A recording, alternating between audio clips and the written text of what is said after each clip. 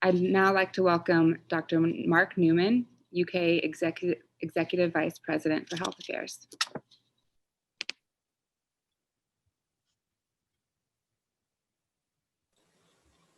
So, thank you, Mallory, and good morning. I want to once again thank all of you for joining us today for this exciting announcement.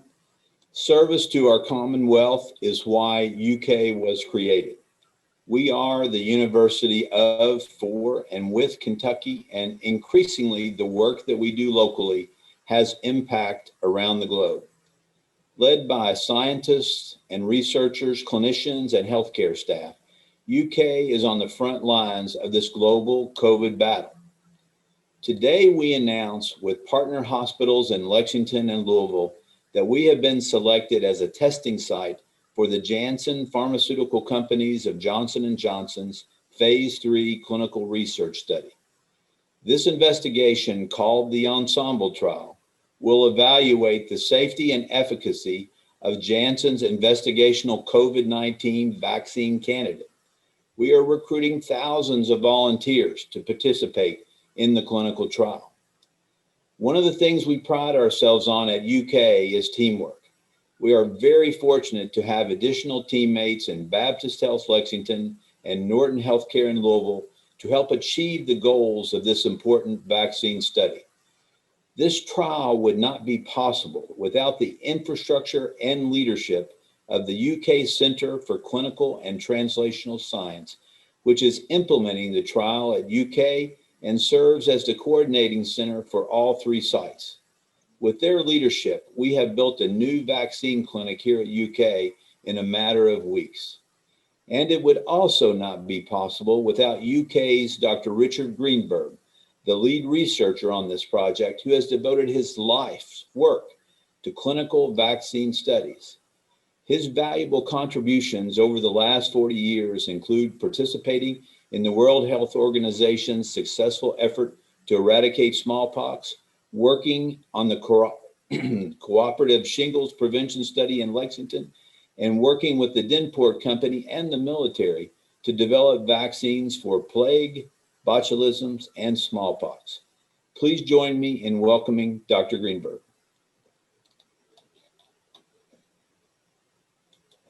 Thank you, Dr. Newman. I really appreciate that introduction. Today is a beginning. We are here to announce that the University of Kentucky, in partnership with Baptist Health Lexington and Norton Healthcare in Louisville, is opening 3 sites for a COVID-19 vaccine clinical trial to fight back and play our part in the battle against this awful pandemic.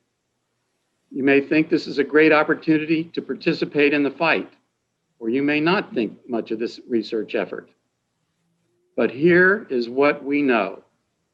Without a vaccine to end this pandemic, our country, our world, and all of us are at the mercy of this virus, a virus that sickens both young and old, and if you survive, you may hurt and suffer for a long time. It has disrupted all lives in our world. The Phase 3 randomized double-blind placebo-controlled study aims to assess the efficacy and safety, and I emphasize safety, of Janssen's COVID-19 vaccine candidate for the prevention of SARS-CoV-2 mediated COVID-19 disease in adults aged 18 and older. SARS-CoV-2 is the virus that causes COVID-19. The vaccine candidate we are investigating uses advanced technology from Janssen called AdVac. This technology has been and is being used to develop Janssen's vaccine efforts, both here in our continent and around the world. The technology has been used in research to try and prevent RSV disease, HIV disease, malaria, Zika, and is currently approved for the use of preventing Ebola. The technology platform has been used to vaccinate over 110,000 people to date. The COVID-19 vaccine candidate is an inactive, non-infective adenovirus vector, which contains a piece of DNA that codes for the coronavirus spike protein. It's this spike protein that needs to be blocked, and by doing so, prevents infection. You cannot contract COVID-19 from this investigational vaccine product. Now, I'm honored to lead this trial to fight back. It's an opportunity for all Kentuckians, all Americans, to do the right thing to eliminate this evil. Our 3 Kentucky sites expect to enroll about 2,000 volunteers 18 and older who want to do their part to help end this terrible sickness. We hope to enroll those most afflicted by and at risk for COVID. We're especially looking forward to enrollment of people 60 and older, healthcare workers, nursing home workers, factory workers, daycare workers, restaurant workers and their patrons, grocery store clerks, school and educational workers, those people on the front line, in the public a lot. And of course, since COVID is causing most harm to the Black and Latinx communities, we especially hope to engage them. We need to know how this vaccine works in all peoples. This vaccine clinical trial is what our group can do to help you and all Kentuckians. We brought together today leaders from our university as well as from our partners at Baptist and Norton to tell you what this vaccine trial means to them and to our state. Before I finish, I'd like to especially thank those individuals I've worked very closely with in the CCTS unit here at the University of Kentucky. And this unit is led by Dr. Philip Kern. The clinical operations director and our chief manager at the University of Kentucky site is Linda Rice. And an angel in all of this, our regulatory manager, Marietta Barton Baxter, who's done a tremendous job to get this thing started for all 3 sites. Thank you very much. This trial is happening only because of teamwork. So I encourage everyone to consider us in this study. You can go to stopcovidky.com or stopcovidkentucky.com for more information and to complete a pre-screening questionnaire if you're interested. Our people will get back to you after we're looking at that questionnaire. Again, we want to enroll as many people as we can, up to 2,000, and we encourage everybody to go to stopcovidky.com to learn more about the trial. Now it's my pleasure to introduce David Doherty, an infectious disease physician, a Vanderbilt graduate, and a specialist at Baptist Healthcare in Lexington. David? Thank you. As a young physician, I never thought that a pandemic would occur just 2 years after I completed fellowship in infectious diseases. This is something that nobody could have predicted. And every day I want my old life back, as I'm sure most of you all do. One thing we can all agree on is that we would like to return to some normalcy, and finding a vaccine is one way to stop the spread of the coronavirus. We've been fortunate enough to have had the ability to work with Baptist Health Research Office, and with the robust knowledge and expertise in the clinical research space, along with their partnership and support, we were able to be one of the first hospitals to add convalescent plasma as a possible treatment option for patients suffering from severe and life-threatening symptoms related to the coronavirus in early April. Today, we continue to use all of our resources to fight the virus, yet still the importance of masking, social distancing, and hand hygiene right now cannot be stressed enough, and please continue with these efforts. For those of you that want to take even more action to help fight this virus and fight this pandemic, there is a way to do so. We need everyone we can get to enroll in this vaccine trial. We need adults of all ages, we need healthcare workers, and we need people of diverse populations. I believe in this vaccine trial so much that my colleagues and I at Lexington Infectious Disease Consultants and Baptist Health Lexington wanted to collaborate with the University of Kentucky and Norton Healthcare to bring this trial to everyone in our communities, including our family, friends, and colleagues, so that they have the opportunity to stop COVID if they choose. We need to be united in this once-in-a-lifetime challenge to overcome the coronavirus pandemic. As a state, we have come together in this vaccine trial with a common goal to end the pandemic. Baptist Health Lexington would like to thank our healthcare partners at UK and Norton for this vitally important collaborative effort. Thank you. I'd like to now introduce my colleague and friend, Dr. Paul Schultz, who's an infectious disease specialist and investigator and epidemiologist at Norton Healthcare. Thank you, David, and thank you, Rick, and to everybody who's been mentioned already. We really appreciate the opportunity, and I'm happy to represent the 16,000 employees at Norton Healthcare who are committed and doing everything that we can do to our part to battle the coronavirus pandemic. As a not-for-profit healthcare system, that's our mission, and we're committed to that. A lot of people don't realize that Norton Healthcare as a community organization is very involved in research. At any given time, we have up to 200 interventional studies that we are participating on. Lately, that has been focused almost entirely, not almost entirely, but to a large degree on COVID efforts. We, as Dr. Doherty mentioned, we're participating in convalescent plasma treatment very early, the earliest here in our area in Louisville, and actually have been the first in the enroll patients in 4 studies in the world. So we're absolutely committed to the fight against COVID and the research aspect. We are so excited about this new opportunity to be part of the vaccine trial. As Dr. Doherty and Dr. Greenberg and others have mentioned, this is definitely part of a return to normalcy, and we couldn't thank everybody enough for allowing us the opportunity to participate.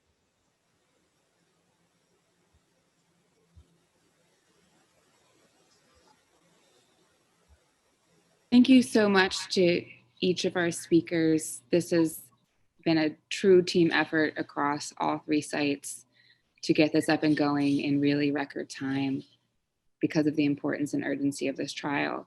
So at this point, I would like to open it up to questions. Please place them in the chat, or if you need to unmute yourself and ask, that's also okay.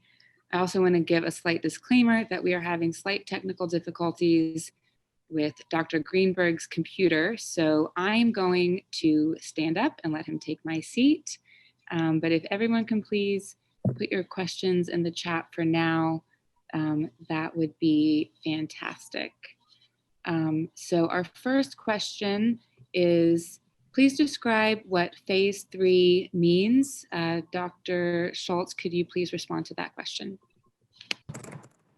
Sure. So a phase 3 clinical trial indicates that the product has been through testing that indicates that it's safe to expand testing into a larger population where you can get enough data to determine if the drug actually works or is what we would call efficacious. At the same time, continuing to monitor for safety. That's a critical part of any phase of the trial. But the clinical or the phase 3 indicates that there's enough evidence supporting the product that you can move into a larger scale trial and get better data on efficacy and safety.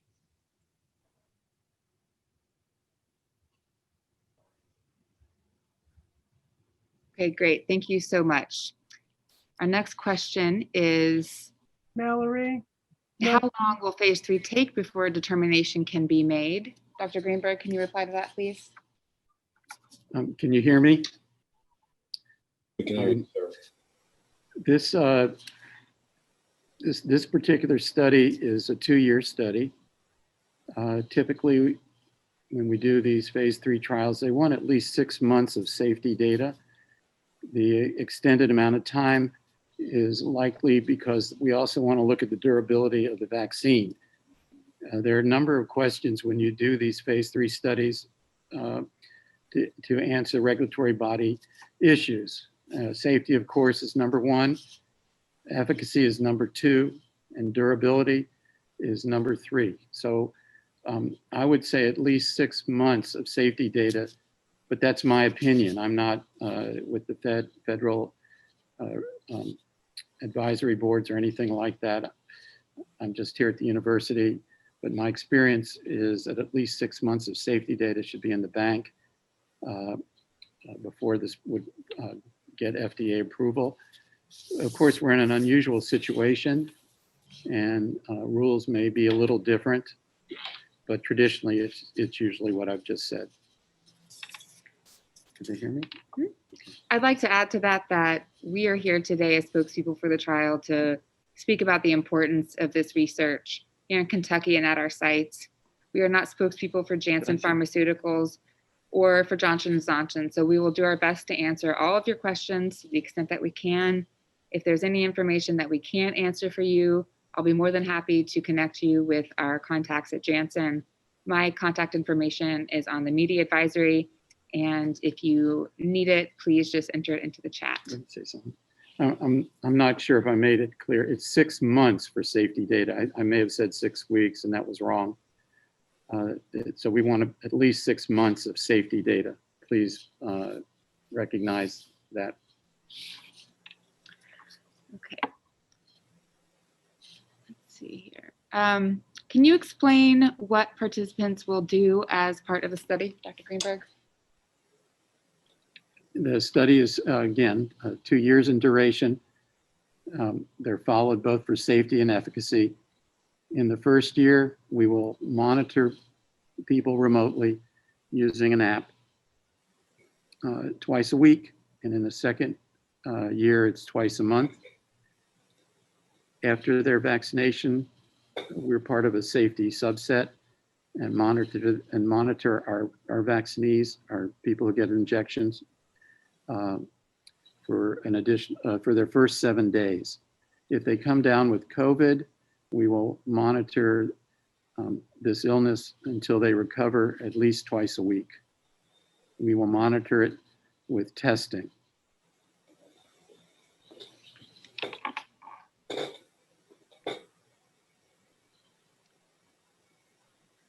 What if a volunteer unknowingly had the virus already? As long as the individual is healthy at the time of screening, whether or not they've had COVID or tested positive with serologies, they are allowed to be in the study. It's similar to a real world situation when this vaccine will be given to the public. So these individuals who are over their infection and doing well are allowed in the study.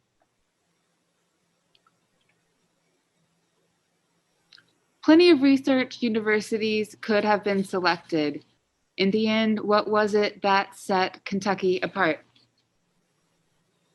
I don't want to say that University of Kentucky, Baptist and Norton were any more special than University of Louisville, Western Kentucky, or other institutions in the state. Many institutions in the world, I think over 200 were chosen or elected to do so. So each institution can choose between the various studies if they are asked to do so. I can only talk for our the three in our group. I was approached and we put this group together. I really don't know about anything at the other sites. I suspect that there are other places in Kentucky doing COVID vaccine work. We're not exclusive. So I really can't comment on anything that isn't related to UK Baptist or Norton because I just don't know.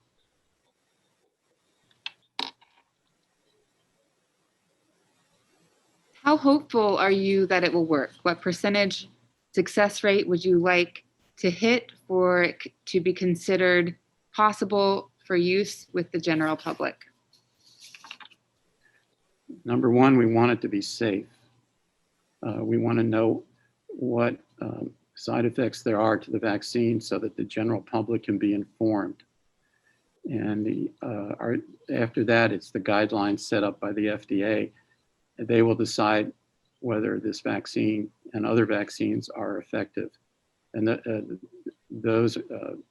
information can be gotten from the FDA as to just what their standards will be for these vaccines. But my focus is, if you want to talk about success, would be a safe vaccine that prevents infection in most people.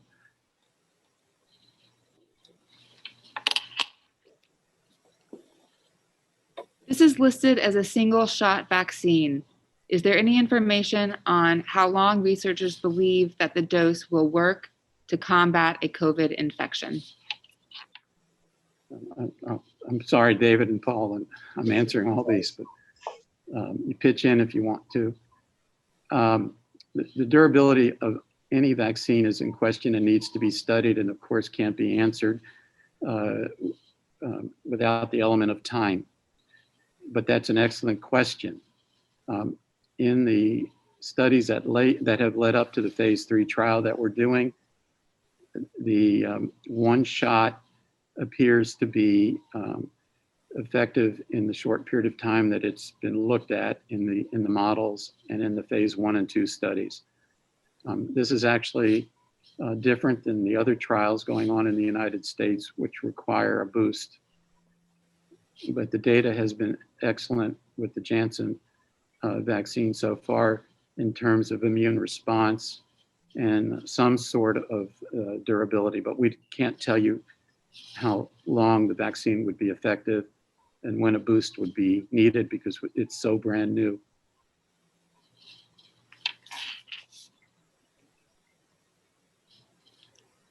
Were there any side effects revealed in previous phases? Is there any indication about the vaccine's effectiveness?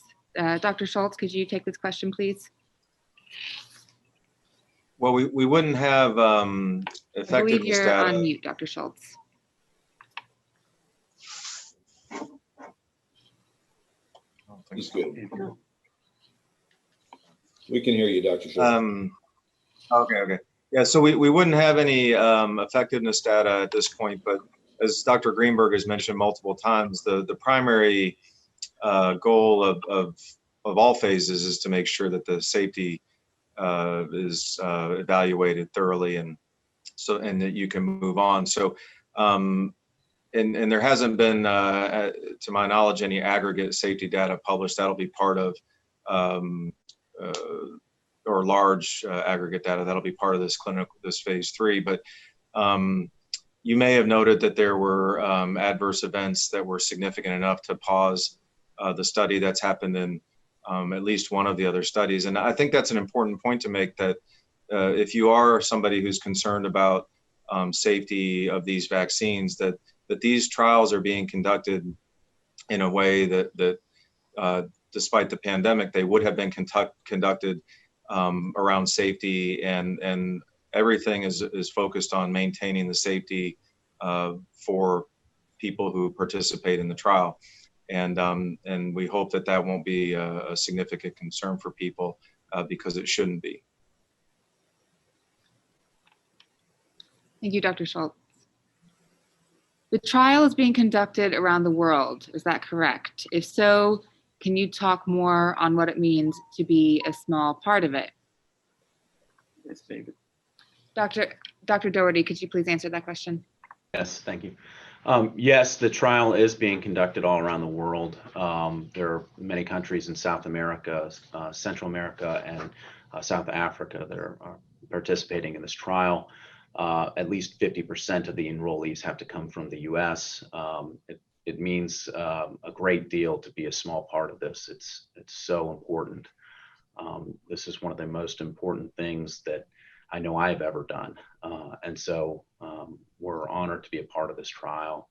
The trial is, the second part of the question is, the trial is set to be finished by March 2023.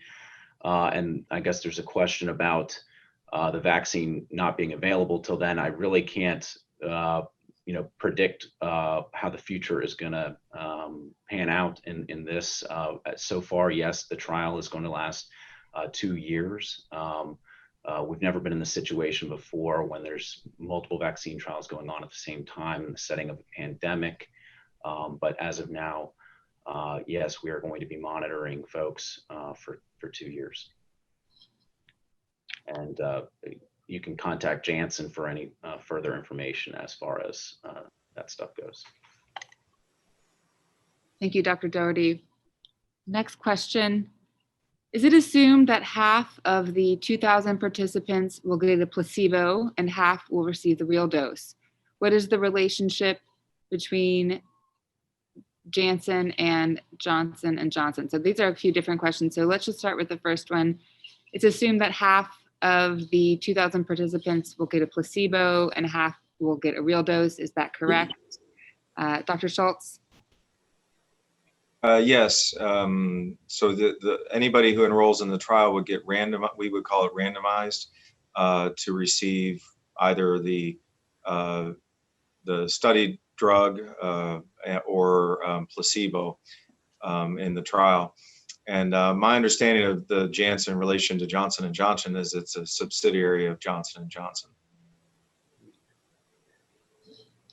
Put me on. Sure. Yep, go ahead.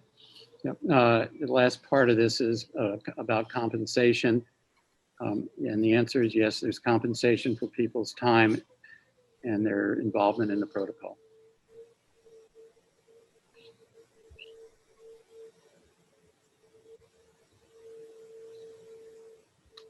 How soon will we begin enrolling and injecting participants? Dr. Greenberg. We've just begun, and we're approaching 70 individuals that have gotten injected so far. About half have gotten placebo and half have gotten the investigational product.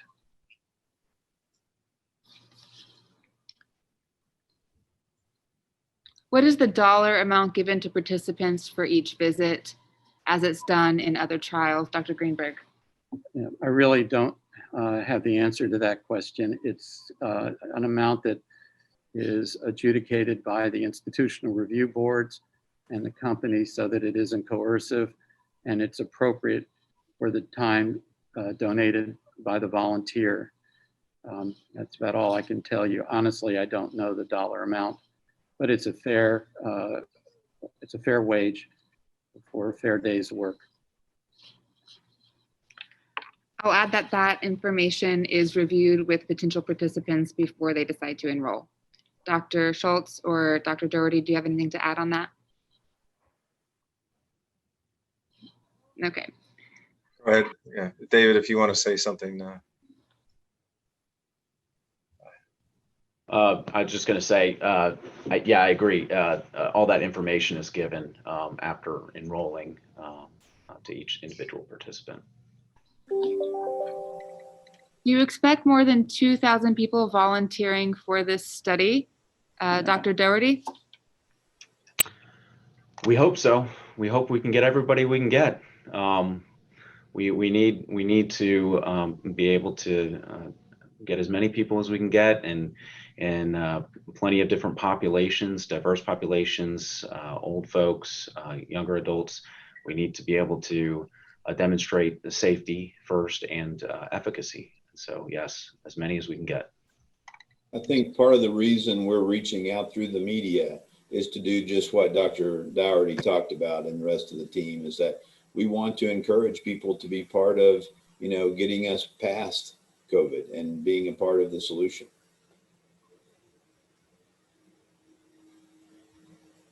Where are the 3 sites? Dr. Schultz, can you handle this question, please? So our site in Louisville is in the downtown area on our main, well, I don't know about main anymore, but our downtown campus. Honestly, I'll have to defer to the others to exactly where their locations are. in Lexington. Dr. Doherty, can you speak to your location? Yes, our vaccine clinic is located in the 1780 building here on the main Baptist Health Lexington campus. And we'll be giving further instructions as far as where to park and where to go after enrolling. Yeah. University of Kentucky site is located in the Chandler Pavilion H, right past the revolving doors on the right.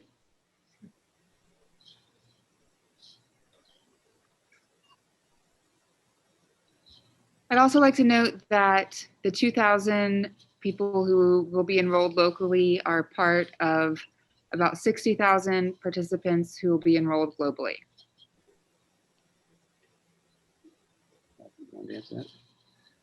That's a question. That was all. Do we have any other questions? Hey, sorry, this is Alex from the Herald Leader. I know this was asked earlier about the side effects, and obviously you all want to get as many people enrolled as possible, but could you again just name some of the specific side effects that will be advertised to people either inquiring about the study or people who are actually enrolled in it? Yeah, this is Dr. Greenberg. I have looked at a lot of proprietary information that we keep confidential because we've signed agreements. And I've also heard public presentations to advisory committees. So some of this information is out there on the web. ACIP meeting that just occurred, I would refer you to that. It just occurred, I refer you to that. The information you're looking for was presented just last week in Atlanta by Jerry Sadoff. But to summarize, what I think is fair to say is,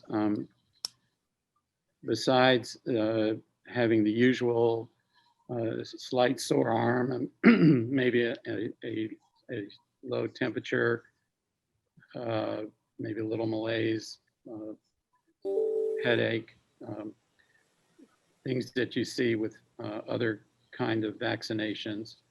Nothing out of the ordinary so far. And we've not seen any clear-cut evidence of any severe significant illness, although there was a recent pause where they looked at one individual who was ill, and after multiple studies,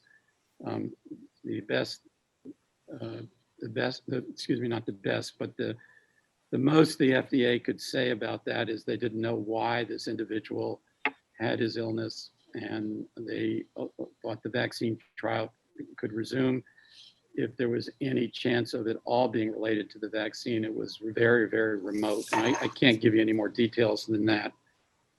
So there's, with over 110,000 people receiving the vector and over several thousand, probably approaching 3,000 people now worldwide who've received the vaccine, this seems to be an incredibly good vaccine. Of course, I'm on the alert every day as we vaccinate our people here in Lexington and Louisville to verify the safety. And if anything is adverse or severe, it will be reported to the authorities. There's a guy from DFA. I don't know how to get on the email. What? I don't know how to get on the email. So I'm sorry, if you're not asking a question, if you could please mute your microphones, that would be very helpful. No, I need to use his computer Ask her to do this. to download it. Alex, do you have any further questions about Yes, that? so- No, thank you. Okay. Normally Dale has his email.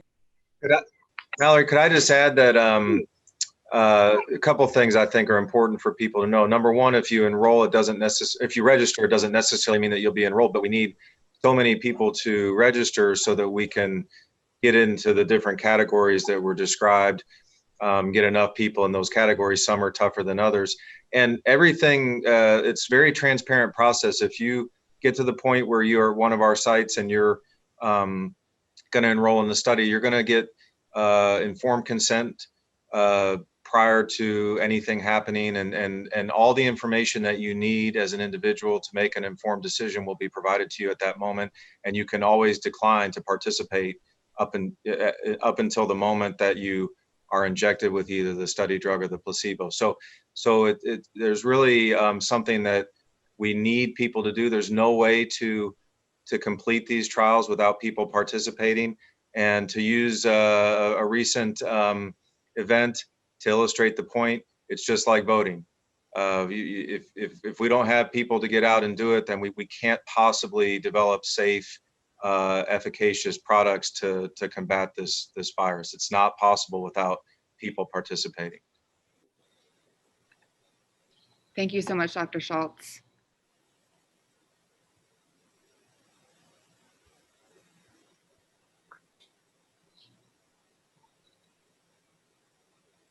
What's the best way for people to get involved in the study, Dr. Doherty? So if you go to stopcovidky.com, that will allow you to enroll in any of the 3 sites and give you some information on that site itself. That's the best way to enroll.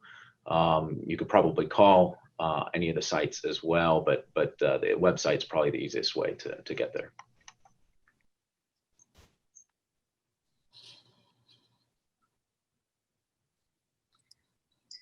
I'm not sure if anyone can answer this question, but we do have an inquiry. Could someone talk about the governor's comments that healthcare workers are exhausted? Maybe another reason this study is so vital. Dr. Greenberg. Yeah, I really know nothing about those comments. I've been so focused on the study, but clearly, and I want David and Paul to also comment on the experiences of the healthcare workers over the past 6 months or so, and they can probably be a little bit more vivid about their descriptions, but clearly this virus, clearly people are exhausted having this virus every day, living it. But I'll tell you one thing, the virus is not exhausted. The virus is out there, and it will be out there, and it'll continue to be out there. So we really need to consider what we can do to stop it. And we can't be exhausted in our efforts to get this vaccine study finished. Now, David, and go ahead, David, and then pass it on to Paul. Yeah, I actually do a lot of clinical work myself in infectious diseases and infection prevention. Yes, you know, this whole process, I think for everybody has been exhausting, but we remain strong. We go to work every day. We do our job. We're healthcare workers. We know we're going to get through this. And but yes, this vaccine trial and all of the vaccine trials, but this vaccine trial is very important, and we need to be able to get through this in order to help end this pandemic. Paul? Yeah, I think one thing I'd like to add is this is a point I brought up before about, and I don't know if there's a metric to measure that or exactly what the governor was referring to, but I think that that's something for people to keep in mind as they do make decisions about taking risks and getting infected with COVID. It's highly likely that you will need to rely on a frontline healthcare worker. And so you're actually making that decision, not just for yourself, but for that person as well. And we hope people will be consider that and be conscious of that. I think also that for those of you out there who I've heard many times, I'd like to, you're not a frontline healthcare worker or in healthcare at all. This is a great opportunity to participate in healthcare, enrolling in a clinical trial. And as I mentioned again, we can't get a product to the market, so to speak, if we don't have people willing to enroll in these studies. It's just not possible.